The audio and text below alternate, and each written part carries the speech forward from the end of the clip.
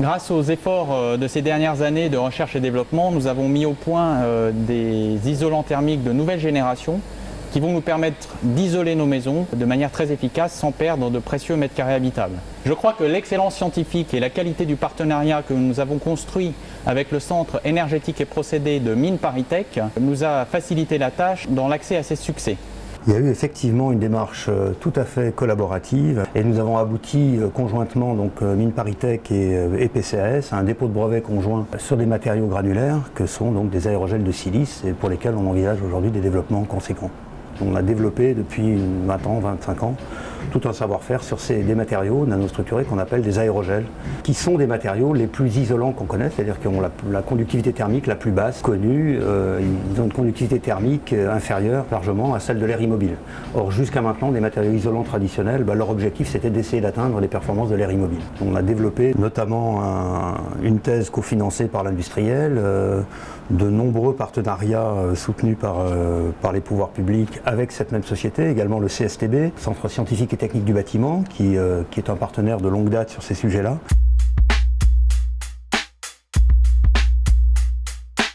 Les aérogels de silice sont les matériaux les plus isolants à pression atmosphérique qu'on connaisse. C'est ce qui nous a intéressé PCAS à l'origine de cette collaboration avec le CEP. De par leur performance thermique et phonique, les aérogels ont des propriétés thermiques extrêmement basses avec des valeurs de conductivité thermique généralement inférieures à 15 mW par mètre Kelvin. L'aérogel de silice est le graal des aérogels monolithiques super isolants. En fait, c'est un matériau qui est mésoporeux, donc effectivement arrive à confiner l'air dans sa porosité. Et confiner l'air dans sa porosité, qu'est-ce que ça veut dire concrètement? Ça veut dire à conférer à l'air une conductivité thermique qui est beaucoup plus faible que celle qu'il pourrait avoir lorsqu'il est libre dans cette pièce. Dans cette pièce, il est à 25 mW par mètre et par Kelvin, et dans la porosité d'un matériau mésoporeux tel que l'aérogel, il se retrouve avec une conductivité thermique qui est de l'ordre de 2 à 3 fois plus faible que celle qu'il aurait dans conditions libres. Donc effectivement, c'est ça qui donne au matériau aérogel une conductivité thermique globale de l'ordre de 13, 14, 15 mW par mètre et par Kelvin. C'est la structuration très fine de sa porosité.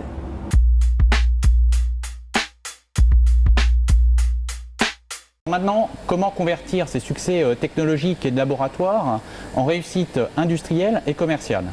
Je crois que la réponse commence un peu ici, dans cette usine de Bourgoin-Jallieu du groupe PCAS, puisque nous allons fabriquer d'ici la fin de l'année des quantités importantes d'aérogels de silice dans de très bonnes conditions d'hygiène et de sécurité. Il faut se souvenir en ce qui concerne le marché qu'il se vend plus de 30 millions de mètres cubes de matériaux isolants, et pour fournir ne serait-ce que 1 pour 1000 de ce marché français, il va falloir construire un atelier de plusieurs centaines de mètres carrés, qu'on installera d'ailleurs dans un des bâtiments limitrophes dans cette usine de Bourgoin-Jallieu. Le principal défi de PCAS, c'est d'extrapoler à l'échelle industrielle la technologie développée au laboratoire. L'extrapolation à l'échelle industrielle requiert une grande rigueur scientifique et aussi de nombreux échanges avec le CEP et nos autres partenaires tels que le CSTB. Ça implique également la mise au point de matériel industriel adapté et de tester ce matériel à l'échelle intermédiaire, de manière à pouvoir par la suite concevoir des ateliers et des usines performantes.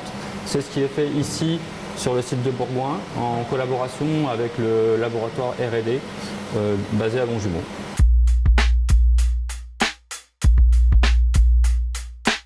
Le groupe PCAS a créé la société Enersense comme une structure d'accueil de différents partenaires pour développer le marché des super isolants thermiques.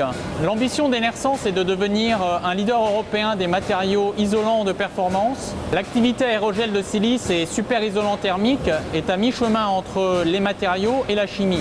Il faut aussi maîtriser les aspects chimie industrielle pour développer l'activité à une échelle suffisante pour fournir l'ensemble du marché. Désormais, nous sommes en train de tenter de travailler toujours dans la voie organique, avec des matériaux dits biosourcés pour réduire les impacts environnementaux, typiquement à partir de cellulose, de dérivés cellulosiques.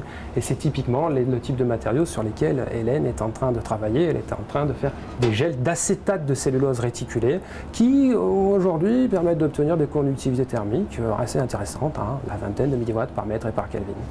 Donc c'est vraiment les matériaux sur lesquels aujourd'hui on mise beaucoup, la combinaison de matériaux biosourcés type cellulose avec l'aérogel de silice. Typiquement ici, un des derniers matériaux que je pourrais montrer, c'est un composite à base de fibres cellulosiques dispersées dans le sol gel minéral.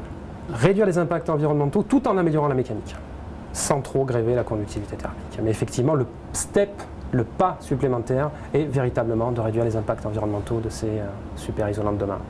Quand on a démarré sur ce secteur du bâtiment, les matériaux n'étaient pas vraiment à l'ordre du jour. On s'est rendu compte que travailler sur des questions matériaux était probablement une bonne voie, voire une excellente voie pour traiter des questions énergétiques.